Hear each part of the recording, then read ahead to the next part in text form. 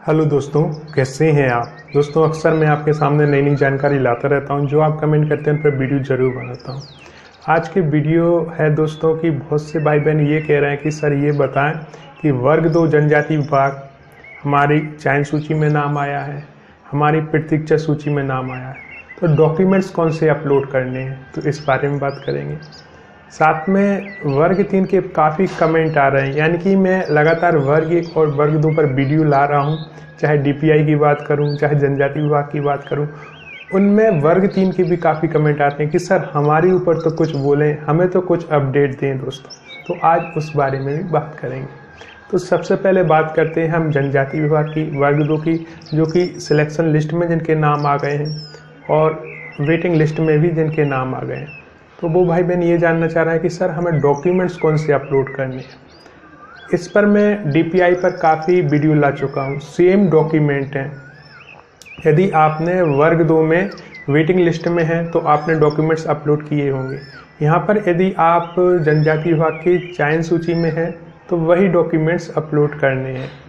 Documents upload करने की date कौन सी होगी, ये भी काफ़ी कमेंट आते हैं।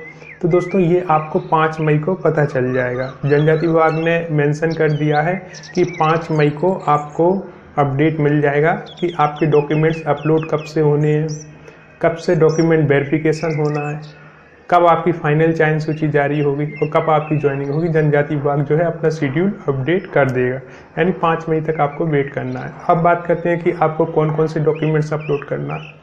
आपने प्रोफेशनल एग्जामिनेशन बोर्ड का फॉर्म भरा होगा वर्ग 2 के एग्ज़ाम के लिए। उसमें आपने जो भी डिटेल्स दी है वही डॉक्यूमेंट्स आपको अपलोड करने हैं।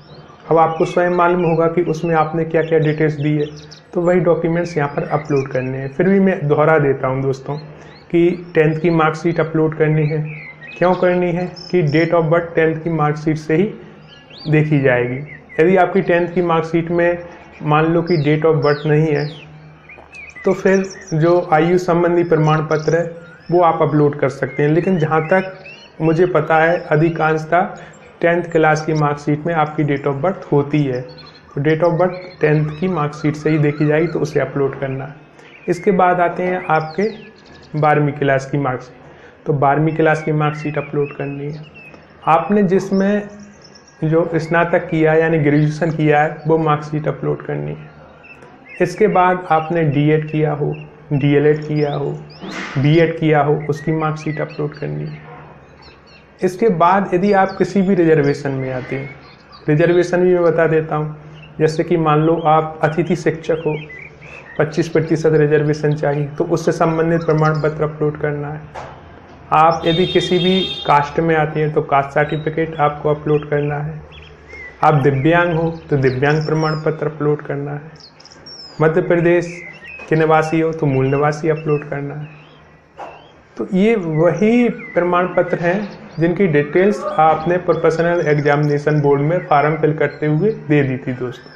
तो वही डॉक्यूमेंट्स, कोई ऐसे घबराने की आवश्यकता नहीं है, क्योंकि हम कहीं ना कहीं ये सोचने लगते हैं कि कोई हमसे गलती ना हो जाए, और ये सही भी है कि भूल से भी भूल ना हो जाए, और ऐसा हुआ भी है। अभी आपकी वर्ग 1 की काउंसलिंग चल रही थी तो एक बहन का मेरे पास मैसेज आया कि सर मैंने जो एमए की मार्कशीट थी फाइनल ईयर की जहाँ पे अपलोड करनी थी, वहाँ पर मैंने प्रीवियस की अपलोड कर दी है और फाइनल ईयर की अपलोड हुई नहीं। हालांकि वो एफिडेविट बना कर ले गए और उनका वो मामला था वो सॉर्ट आउट हो गया, उन्हें कोई प्रॉब्लम ज़्यादा नहीं आई, क्योंकि वो भी जानते कि गलती से हो जाता है। लेकिन ये है कि कोई भी डॉक्यूमेंट्स अपलोड कर रहे हैं तो एक बार चेक जरूर कर लें। मालूम चला कि 10th की मार्कशीट अपलोड करनी है, वहाँ पर हमने अपने पोस्ट ग्रेजुएशन की मार्कशीट अपलोड कर दी है ना, तो ये एक गलत हो जाएगा। अब एक चीज़ और कि वर्ग 2 में जो आपकी क्वालिफिकेशन मांगी गई थी वो स्नातक मांगी गई थी, लेकिन आपने पीएबी का फॉर्म फिल किया होगा, उसमें आपने खुद को एमए भी बता दिया होगा कि हमने स्नातकोत्तर किया, तो उसकी भी मार्कशीट एक्स्ट्रा में लगा देना, अपलोड कर देना। और जितनी भी मार्कशीट है ना उसकी फ़ोटोकॉपी भी करा लेना, 3 फोटोकॉपी तो कम से कम करा ही लेना। अभी तो क्या लॉकडाउन है तो शॉप भी ओपन नहीं है ना, ऑनलाइन वाले ओपन है, इसलिए जनजाति विभाग ने आपकी जो डेट है वो आगे बढ़ा दी है। क्योंकि जाहिर सी बात है कि जब सब कुछ ओपन हो जाएगा, आपकी ऑनलाइन की जो दुकान है वो ओपन हो जाएगी, तभी आप अपलोड कर पाएंगे। फ़ोटोकॉपी भी करानी है तो वो दुकानें भी ओपन होनी चाहिए, तभी करा सकते हैं। तो अभी तो टोटल लॉकडाउन है और आप अपने घर पर ही हो। तो जब ये सब शेड्यूल अपडेट हो जाएगा, जब नॉर्मल स्थिति हो जाएगी और शॉप ओपन होने लगेंगे, तो उसके बाद ये सब काम करने हैं। और उस समय भी मैं काफ़ी वीडियो ले आऊँगा। ऐसा ना सोचें कि अतुल सर ने ये वीडियो बना दिया, फाइनल है। आप जितनी भी कमेंट करोगे, जो भी चीज़ समझ में नहीं आएगी, एक एक चीज़ मैं उस पर एक एक वीडियो ले आऊँगा, कोई कहीं से कहीं तक कोई प्रॉब्लम नहीं। तो सबसे पहले तो आपका जो नाम आया है, चाहे प्रतीक्षा सूची, क्योंकि प्रतीक्षा सूची तो क्लियर होगी, क्योंकि नाम रिपीट हुए हैं, आप स्वयं जानते हो। अब जो जनजाति विभाग की चयन सूची में आए हैं वही DPI में आए हैं, तो वो DPI में ज्वाइन करेंगे, तो यहाँ पर प्रतीक्षा सूची आपकी जो है क्लियर होनी है। तो इस हिसाब से तो कहीं से कहीं तक कोई प्रॉब्लम नहीं है। तो ये ना सोचें कि कौन से डॉक्यूमेंट्स ले जाने, अपलोड करने में, दोबारा से ले आऊँगा और बहुत अच्छे से आपको समझा दूंगा, है ना। तो अभी तो क्या है कि आपका नाम आ गया है, तो एक खुशी ही बहुत बड़ी है अपने आप। बात करें वर्ग 3 की। वर्ग 3 वाले कहते हैं सर हमारे बारे में आप नहीं बोलते हो, कोई अपडेट नहीं लाते हो। तो दोस्तों, आपके विषय में PAB से संपर्क किया जाता है, अपडेट भी निकालने की कोशिश की जाती है, लेकिन अभी वो भी कंफर्म नहीं है कि आपके एग्ज़ाम कब से कराए जाएंगे। लेकिन वो ये कहते हैं कि आप हमारी साइट को विजिट करते रहें, उस पर जो भी अपडेट आएगी डाल दी जाएगी, है ना। तो हमारे जो शिक्षा मंत्री जी का बयान है, जैसे कि मैंने बहुत पहले काफ़ी बार आपको बताया भी है कि उन्होंने साफ कहा है कि हम पहले वर्ग 1 और वर्ग 2 की ज्वाइनिंग कराएंगे, ठीक है। डॉक्यूमेंट वेरिफिकेशन के बाद उनकी ज्वाइनिंग कराएंगे। जब उनकी प्रोसेस कंप्लीट हो जाएगी, जो कि जुलाई तक संभव है, कि जैसे 5 मई को कोई अपडेट आता है और फिर से आपकी काउंसलिंग यदि शुरू कर दी जाती है, क्योंकि वर्ग 1 की तो लगभग पूरी हो गई, थोड़ी बहुत रह गई, तो उनकी भी काउंसलिंग होनी है। वर्ग 2 की जो है पूरी काउंसलिंग होनी है, सिर्फ एक दिन ही हुई थी 15 अप्रैल को, तो वो पूरी कंप्लीट हो जाएगी ना। उसके बाद फिर जो होगा आगे की प्रोसेस चलेगी। तो जब इनकी जो ज्वाइनिंग हो जाएगी ना, तो उसके बाद फिर हम जो है वर्ग 3 के एग्ज़ाम लेकर उनकी जो है प्रोसेस स्टार्ट करेंगे। तो ये हमारे शिक्षा मंत्री जी ने वक्तव्य दिया था दोस्तों। तो ये मान के चले कि जुलाई और अगस्त ये समथिंग में आपके कुछ ना कुछ अपडेट आएगा कि भैया इस महीने से आपके एग्ज़ाम होंगे।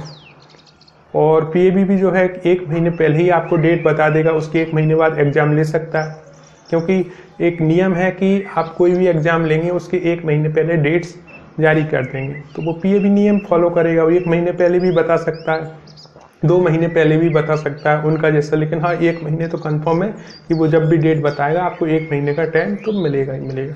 अब जो बीच का समय है उसे आप कैसे निकालते हैं, कैसे तैयारी करते हैं, यहीं पर आपका टर्निंग पॉइंट होगा। यानी कि जो लॉकडाउन है ना, ये वर्ग 3 के लिए टर्निंग पॉइंट हो सकता है। कैसे हो सकता है?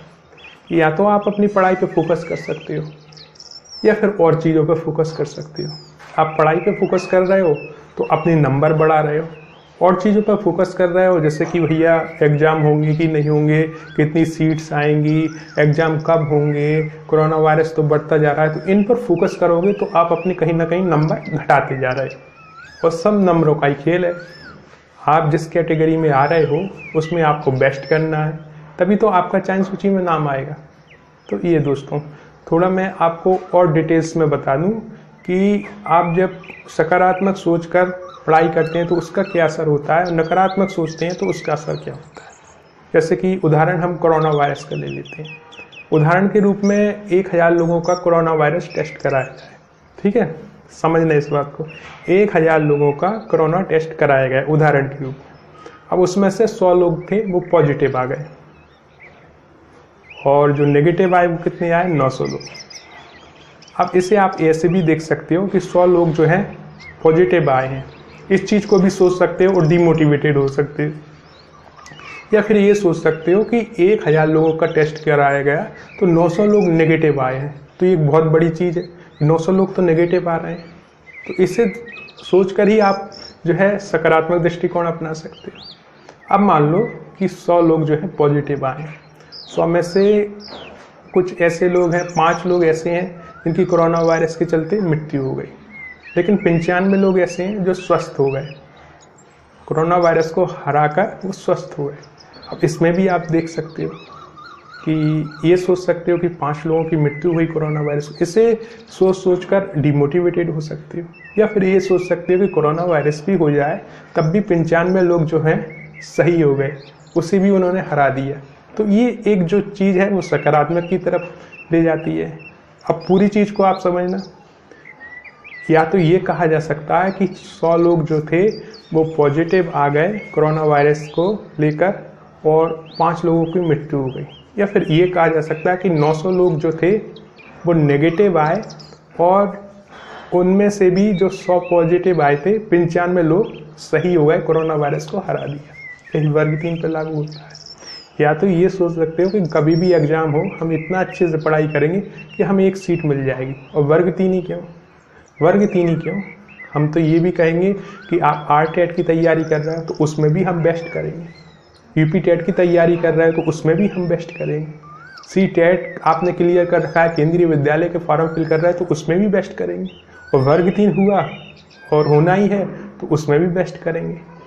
तो इन सब चीज़ों में बेस्ट करने के लिए पहले हमें फोकस पढ़ाई पे होना चाहिए। उसमें यदि हम बेस्ट कर पाए, यानी कि तैयारी में फेल होने का अर्थ है फेल होने की तैयारी करना, तो हमें तैयारी में फेल ही नहीं होना।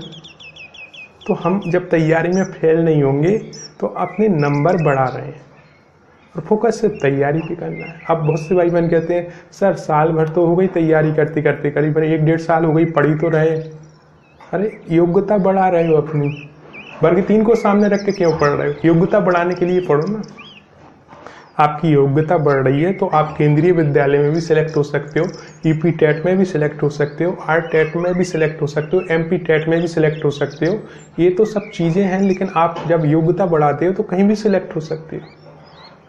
और जब आप नकारात्मक सोचने लगते हो तो फिर ये है कि इन चीज़ों में उलझ के रह जाते हो।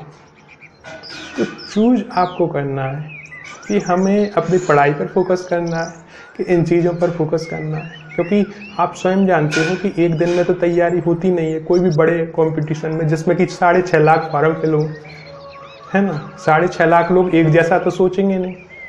कुछ लोग तो फॉर्म फिल करके भी एग्ज़ाम देने नहीं जाएंगे, कुछ लोग ये है कि राम का नाम लेके एग्ज़ाम देने पहुंच जाएंगे और भैया तुक्का मारते रहेंगे पूरे 150 पे कि भगवान ने चाहा तो नंबर अच्छे आ जाएंगे और नहीं चाहा तो भैया कोई दिक्कत नहीं है, हमने कौन सी पढ़ाई की थी, तो वो उसी में खुश हो जाएंगे। कुछ लोग ऐसे होंगे जो सीरियसली पढ़ाई करेंगे, अपने जो भी घर के काम हैं उनसे समय निकाल कर, सब कुछ निकाल कर, तो वो एक पॉजिटिविटी अपने अंदर लाएंगे कि कुछ ना कुछ हमें करना है। तो ऐसे लोग जो होते हैं वो हमेशा सक्सेसफुल हो जाते हैं, अच्छे नंबर लाते हैं। तो ये आपके ऊपर है, आपकी सोच के ऊपर है ना। हर एक इंसान की अपनी सोच होती है, वो अपनी सोच को कैसे डेवलप करता है, ये चीज़ है दोस्तों। तो अपनी सोच को डेवलप करना है आपको, तभी जो है सकारात्मक सोच के साथ आप जीवन में आगे बढ़ सकते हो। क्योंकि जीवन में तो आपको 99% ऐसे लोग मिलेंगे कि उनके सामने आप बोल कर देखना कि भैया मुझे सिविल सेवा की तैयारी करना है, 99% ये कहेंगे कि भैया नहीं होगा। क्यों नहीं होगा? क्योंकि उनसे खुद से नहीं हुआ। 1% ऐसा होगा जो कहेगा कि नहीं आपसे हो जाएगा। क्यों हो जाएगा? क्योंकि वो इंसान अनुभवी है और वो जानता है कि आपके अंदर वो योग्यता है कि आप कर सकते हो। और वही मैं कहता हूँ कि 100% आपके अंदर वो योग्यता है कि आप अच्छे नंबर ला सकते हो, लेकिन आपको संभल कर रहना पड़ेगा कि कहाँ हम नकारात्मक हो रहे हैं और कहाँ हम सकारात्मक हो रहे हैं। जिस दिन आप सकारात्मक हो गए ना, उस दिन पढ़ाई शुरू कर दोगे, और जिस दिन भी आपके एग्ज़ाम हुए, कोई भी एग्ज़ाम हुए, चाहे RTET, UPTET या फिर केंद्रीय विद्यालय या MPTET, उसमें आप बेस्ट कर जाओगे। तो दोस्तों ये एक वीडियो था, कुछ मन की बातें शेयर करनी थी। आपने इस वीडियो को देखने के लिए इतना समय निकाला, उसके लिए दिल से धन्यवाद।